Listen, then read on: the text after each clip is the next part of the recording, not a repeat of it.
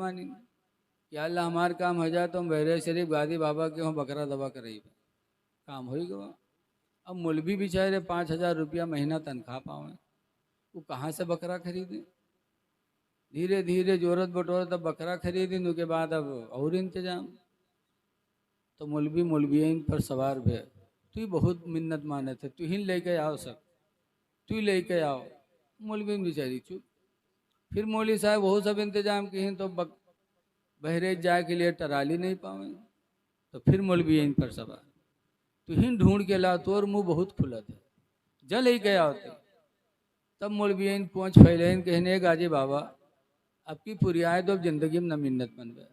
ए बाबा आपकी पुरियाए तो अब जिंदगी में न कही कबू, बताओ ऐसी मिन्नत क्यों मानो जो तुम्हारा शौहर मुसीबत में पड़ जाए। उसने मिन्नत मानी, अल्लाह मुझे शिफा दे दे तो मैं काबा की चौखट चूमूंगा। अल्लाह ने उस मुसलमान को शिफा दे दिया। तो वो मदीना आए, हुजूर से पूछने लगे अल्लाह के रसूल मैंने मिन्नत मानी थी, मैं शिफा पा गया, क्या करूं। सरकार ने फरमाया मक्का जाओ और मक्का की चौखट चूमो, अपनी मिन्नत पूरी करो। अर्ज कहते हैं अल्लाह के रसूल में मक्का नहीं जा सकता, तकरीबन 450 किलोमीटर है मक्का मदीना बीच में। मेरे पास पैसे नहीं है कि मैं सवारी से मक्का जाऊं, और मेरे बदन में इतनी ताकत नहीं है कि 400 किलोमीटर का सफ़र पैदल करूं। अल्लाह के रसूल मैं मक्का नहीं जा सकता। तो सरकार ने जवाब दिया था, हदीस में फरमाया था इरजी इला बैतिका, तुम अपने घर वापस चले जाओ। वक़ब्बिल क़दमै उम्मिका, और घर में जाकर अपने माँ के दोनों पैरों को चूम लो, अल्लाह ताला तुम्हारी मिन्नत पूरी फरमा देगा। सुभान अल्लाह, सुभान अल्लाह। माँ के पैर को चूम लो, काबा के चूमने का सवाब मिले। कहीं लिखा है और कहीं कि पीर का पैर चूमो, लेकिन पीर के पैर चूमे खातिर परेशान नहीं। पीर का पैर चूमना इस्लाम में कहीं नहीं है। हाँ पैर चूमना है तो माँ का पैर है, माँ का पैर चूमो। पैर दबाओ तो बाप का पैर दबाओ। 17 जगह अल्लाह ताला ने कुरान में फरमाया है व बिल वालिदैनि एहसाना, माँ बाप के साथ अच्छा सलूक किया करो। एक जगह अल्लाह फरमाता उस्कुरुली वली वालिदैक, ऐ मेरे बंदो तुम मेरा शुक्र अदा करो और अपने वालदैन का शुक्रिया अदा किया करो। तो हम अब्बा अम्मा लग नहीं ध्यान देते। बप्पा का पैर कबू ना दबाइए, पीर साहब के दबाइए। और पीर साहब के पैर 10-10 ठोरे दबाव थे, 10-10 मुरीद अल्लाह जाने का दबावा करत। और पीर इतने बड़े काहिल बड़े दबावा करत, लागत है 100 बीघा जोत के आए हैं, बड़े थके थकाए। जब पीर इतना बड़ा काहिल होगा तो मुरीद क्या कामयाब होगा। इंसान की बर्बादी का सबसे बड़ा सबब है काहिली। जो काहिल हुआ गया काम। बताते 2 ठोरे काहिल रहे, स्टाफ के दोस्ती हो जाते, जैसे मौलवी मौलवी की दोस्ती, हाजी हाजी की दोस्ती, वैसे काहिल काहिल के दोस्ती। दोनों ठोरे कहिलवे घर से निकले, जात रहे रास्ता में एक बैर की बिरवा देखिन, पकी पकी बैर लाग रहे। तो दोनों देखिन तो उसके नीचे लेट गए, कहीं लेटो को यही तूर के खवाए दे तो खाई ली है जी। दोनों लेटे, इत्तेफाक से एक बैर पकी रहा है तो पकी बैरिया गिरी नीचे। तो गिरी तो दोनों देखें कि कोई उठा के मुंह में रख दे तो खा लिया जाए। इत्तेफाक से एक मुसाफिर गुजरा तो उमा में से एक काहिल का पुकारिश, कैसे इधर आ रहे इधर, कैसे क्या बात, कहीं नहीं बैरिया उठा के हमरे मुँह में धई दे। तो उठा के बैरिया एक काहिल के मुँह में डाल दिए, तो कहे जाए लाग। तो कहिलवा का पुकारे थे कहाँ जाते रे, इधर आओ, कहीं का है, कैसे हमरे मुँह से बीवा को निकाले रे, बीवा तो निकाल दे हमरे मुँह से। तो वो लौटा तो 2 लात मारी, ऐसे सारे बियो मुँह के नहीं तुम फेंक सका था। तो दोसर का काहिल जो बगल में लेटा रहा, कैसे और 2 लात मार। अब मेरे मुंह पर कुत्ता मुंह उतर रहा है तो इसे कहा रहा है भगाए तो नहीं भगाई रहा, और 2 लात मारी। बताओ ऐसे ऐसे काहिल जब होंगे तो अपनी जिंदगी में वो क्या तरक्की कर सकते हैं। ऐ लोगों, काहिली हमारी तुम्हारी बर्बादी का सबब है। काहिल न बनो। कुरान करीम में अल्लाह फरमाता या अय्युहल्लज़ीना आमनू, ईमान वालो इदा कुदियतिस सलाह, जब नमाज तुम्हारी पूरी हो जाए, फंतशिरू फिल अर्दी, तो जमीन में फैल जाओ, वब्तगो मिन फदलिल्लाह, और अल्लाह की दी हुई रोजी को तलाश करो। नमाज पूरी हो जाए तो मस्जिद में न रुको।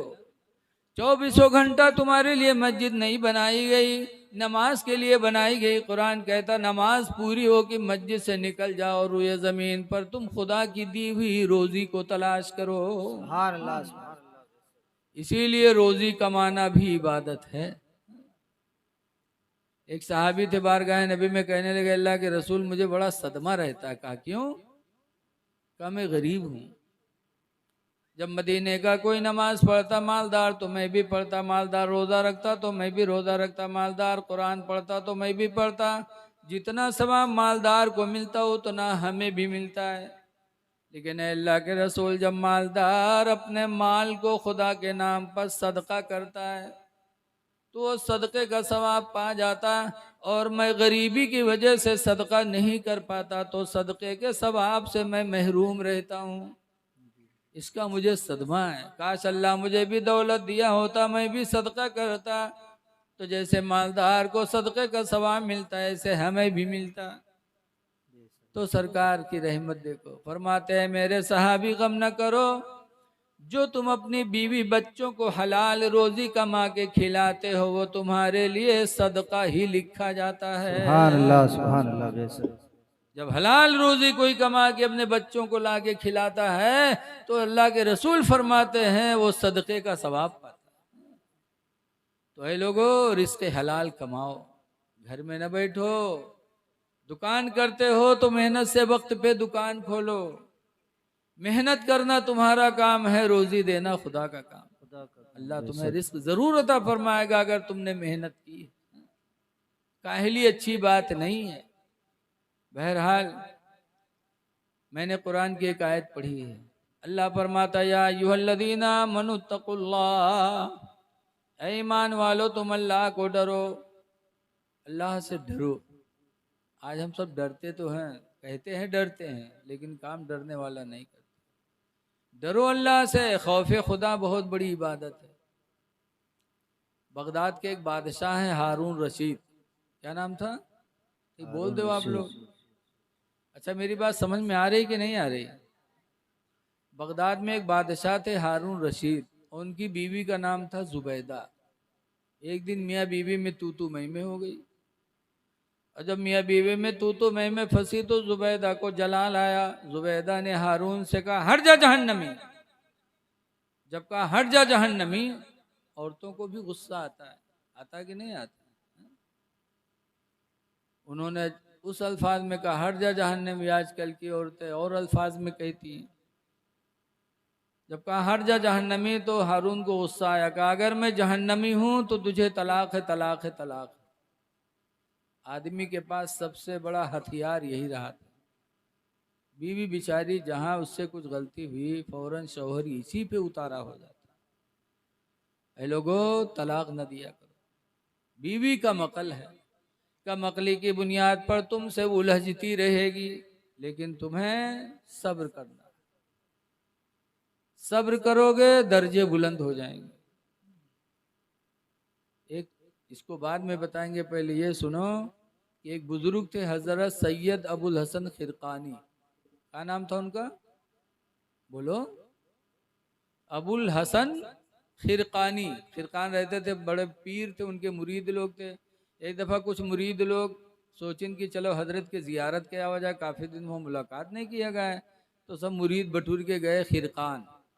अब खिरकान पहुँचे तो हजरत के दरवाज़ा पहुँचे तो दरवाज़ा खड़बड़ाए कि तो उनके मिहारू निकली अंदर से, हजरत आए नहीं।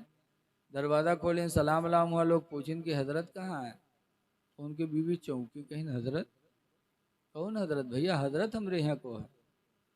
तो कहीं हमारे पीर हजरत सैयद अबुल हसन खिरकानी। कहते हाय उका तुम लोग पीर कहा था, वो हजरत हो दज्जाल कहूँ के उके बकायम पर गयो कहा।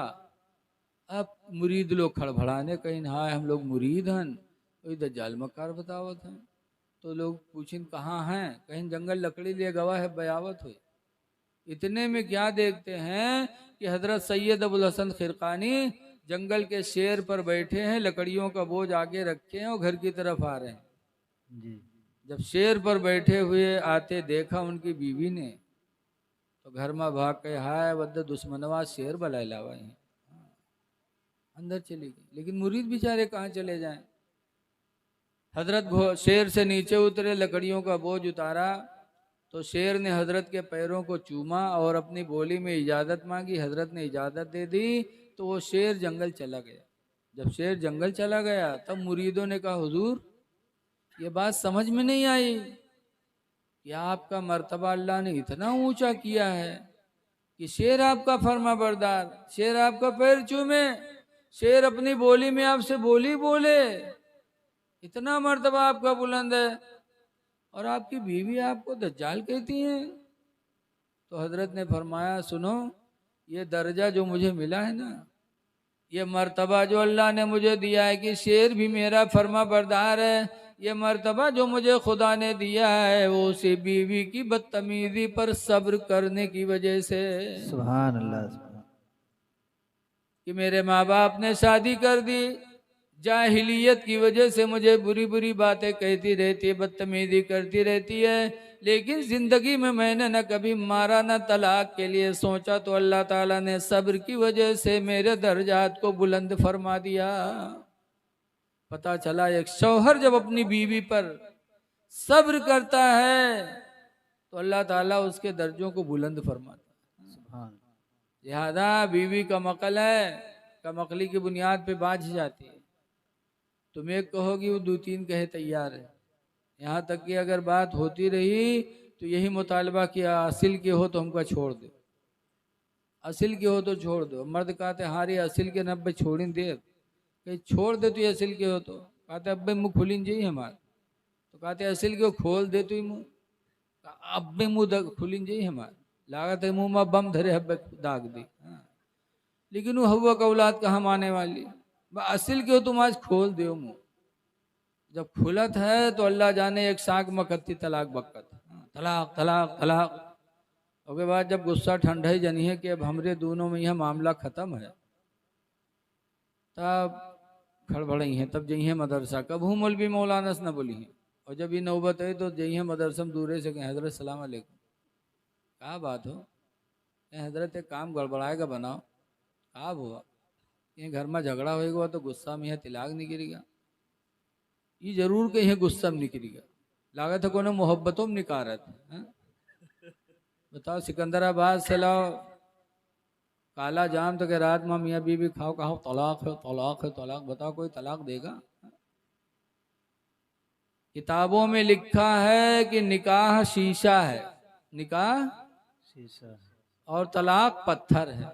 निकाह मिसल शीशे के, तलाक मिसल पत्थर के है, और पत्थर जब शीशा पर पड़ेगा तो शीशा फूटेगा, चाहे मोहब्बत से पत्थर मारो तो भी फूटेगा, गुस्से से मारो तब भी फूटेगा। जी। ऐसे फुक़हा लिखते हैं कि तलाक अगर खुशी से दोगे तब भी पड़ेगी, गुस्से से दोगे तब भी पड़ेगी, इसलिए गुस्सा है तो मुंह से तलाक न निकालो। गए मदरसा कहते मौलाना साहब काम गड़बड़ाएगा बनाओ, आप हुआ कहीं गुस्सा में तिलाक निकलेगा, पूछो कई दफ़ा, कहीं हजरत तो गुस्सा में जाने नहीं पाए, कई दफ़ा बग गए।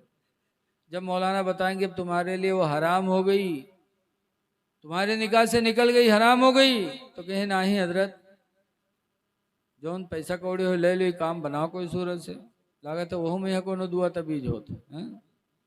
लेकिन जिसके दिल में खुदा का डर होगा वो हराम को हलाल थोड़ी कहेगा। लिहाजा लोगो तलाक़ न दिया करो। जुबैदा ने कहा हट जा जहन्नमी, हारून ने कहा अगर मैं जहन्नमी हूँ तुझे तलाक है तलाक है तलाक है।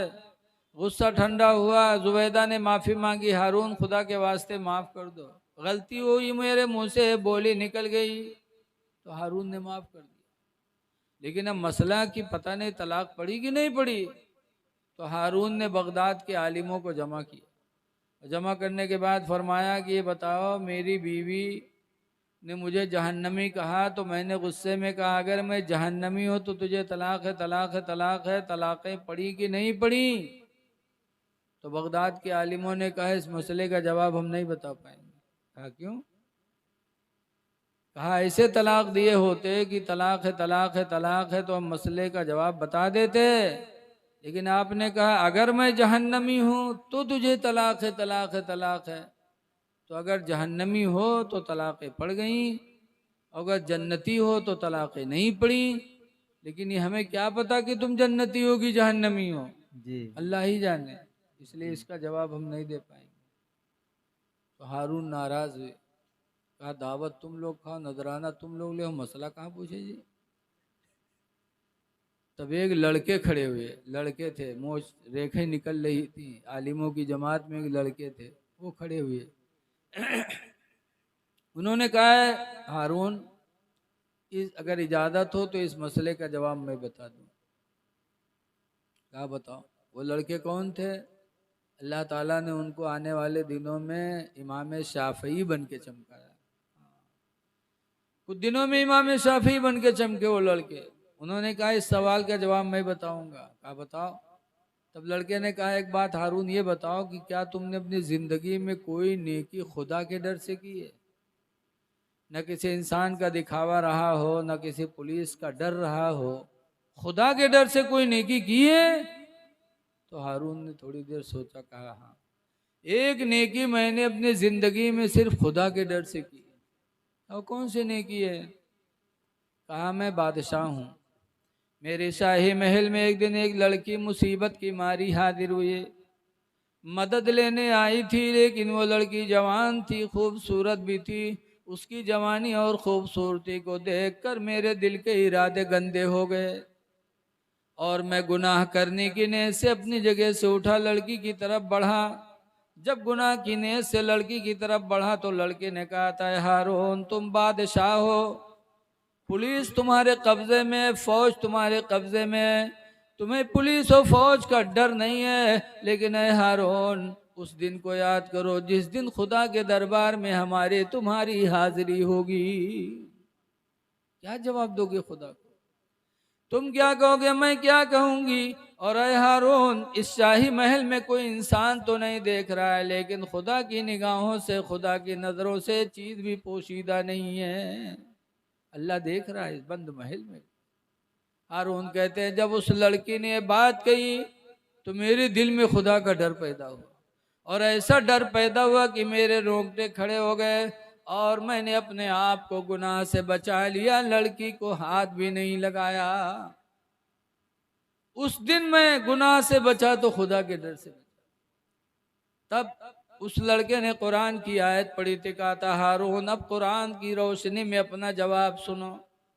अल्लाह कुरान करीम में फरमाता है फ़अम्मा मन खाफ मक़ाम रब्बिही, लेकिन वो बंदा जो अपने रब की बारगाह में हाजिरी देने से डरा, वनहन नफ्स अनिल हवा, और अपने नफ्स को ज़िना से रोक लिया, फ़इन्नल जन्नत हियल मावा, पर बेशक उसका ठिकाना जन्नत है। ऐ हारून तुम जन्नती हो, तुम जन्नती हो, तुम्हारी तलाक़ ज़ुबैदा पर नहीं पड़ी। पता चला कि जब इंसान खौफ खुदा से कोई नेकी करता है तो उसका ठिकाना जन्नत होता है, जन्नत होती है। ऐ लोगो, अल्लाह से डरो। अल्लाह फरमाता वक़ूलू क़ौलन सदीदा, और अल्लाह से डर करके अच्छी बोलियां बोलो, अच्छी बोली बोलो, झूठ से अपने आप को बचाओ।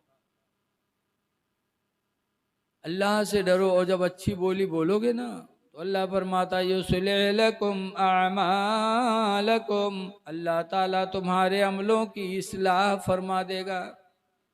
वयगफिर लकुम ज़ुनूबकुम, और अल्लाह ताला तुम्हारे गुनाहों को माफ़ फरमा देगा।